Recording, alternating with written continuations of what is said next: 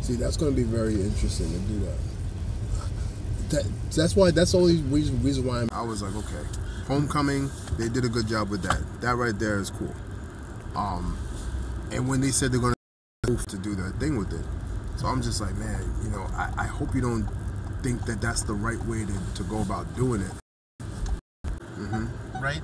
They actually said that there were other canisters, so maybe his villain or other Venoms from his same planet, Venoms and like black, red or whatever, to distinguish them, because maybe all of them are black. How is he gonna fight? Do that, then from the comic books, Venom and Spider got together so that they could face Carnage, because Carnage gets what's his name, Carnage and everything like that. Even Venom was like, yo, I gotta team up with Spider-Man to take him down, because he's just the symbiote with Carnage, and Carnage is like probably one of the biggest, baddest, you know, villains that Spider-Man has. So but right now, really original. Yeah. But what happened is just like our show was watching the other day. There's a called of the game. We only invested like some of our money, but it's on Netflix, and I think they did the same thing with that. Sometimes if I stream it on the Kodi, it comes out the week before, and then I can see it on Netflix a week later. Yeah. Who the villain is. At first, I didn't know who the villain was, and then it turned out to be the albino fella. I forgot his name. Like embracing the fact that he is albino, but he's still black. So it's like it's crazy. And then like they showed the last episode I aired, that he and the guy who, after a while, the institution, the kids rebelled, and everybody broke out.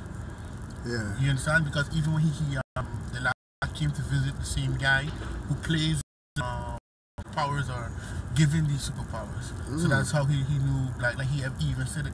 He said ever since the experiment, now where this laboratory was, this thing where we were doing experiments on kids, and she's not realizing that it's linked to her father. Doing it in his prime. Now he's figuring it out back again. I like that idea, and I like how they have the middle daughter who realizes a track runner, and you know she can fight. Now that was the next interesting development that I loved, because the father trained them how to fight shoes, so we could always begin to see how powers might manifest. Yeah. You know, and stuff like that.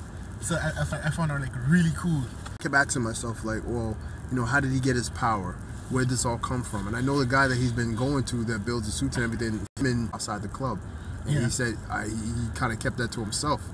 So like that was the last thing I saw. Yeah, but I think that everything got the powers. But apparently he and Black Lightning was a part of this trial experiment that were giving kids powers, right? And I'm wondering now, is that after they move to the jail where something more kind of technically legal, because nobody really knew what you're doing with the prisoners, you know.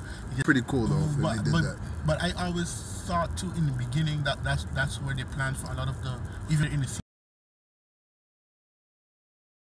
even in that movie they made no, it wasn't a movie. I thought they mentioned it's on the same network. It's DC. I don't see why not. But they're probably not gonna do something like that for like another. At times, even when I'm watching Flash, and Flash does it, I think the best. Every villain that Flash faces is a comic book character, and it's like one or like not only a DC universe, but it's a Marvel universe, and somehow they've been doing a lot of that's like little jokes or something like that. Where I think they had one episode where he was talking about like running around with horns and stuff stupidness like that, but they weren't really calling characters' name.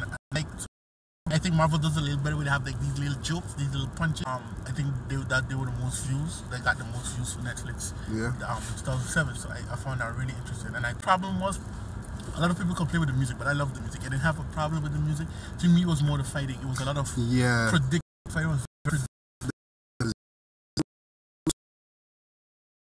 karate type. You know, started to like, you know, it started to spiral. They were just doing way too much. They were trying to do too many things. And I felt it was like that first Batman where you have like teams that are talking. It's really long, and it's like, you know. I didn't like the character, like him. It was Danny Rand, or I didn't like the actor. Not predictable. He didn't look. What's the word? He didn't convince Luke Cage. And when he hit Luke Cage, and then because it goes back to like the first scene of Luke Cage when the guy hit him, and then hit. Awesome. I was like, that's good. We got a good job, but this is my question to you, right? Yeah. Like they're saying that I think in the next episode for Iris, he's gonna heal fast. Yeah. So his healing process is the same as any other person, just that he could take it. I think he could take it to Luke Cage. But if he allows Luke Cage to get his hands on him, then. And yes, Jessica Jones' story as much, and what's the other one? Daredevil is gonna be Daniel. I can see that, and Luke Cage is more of a owner in a sense. Yeah.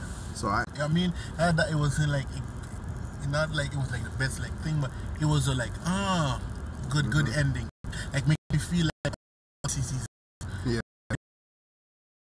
I think if after certain movies that they change their entire format.